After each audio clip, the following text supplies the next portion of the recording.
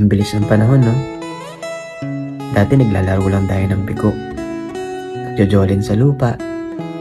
Tapos, tumbang preso bago lumubog yung araw.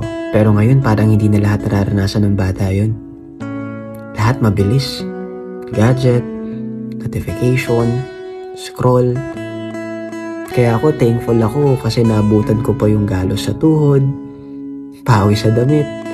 Pero sobrang saya. Kasi sa totoo lang, wala namang data noon eh. Pero grabe yung connection. Kaya alam nyo, na-realize ko, hindi lang laro yung tinuro sa atin eh. Tinuruan tayo ng teamwork, ng creativity, ng resilience, at higit sa lahat,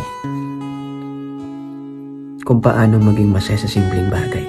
Kaya minsan hindi pala sa dami ng meron ka, kundi sa lalim ng connection at memories mo sa tao. Ang sarap balikan, no? Ang saya alalahanin lahat.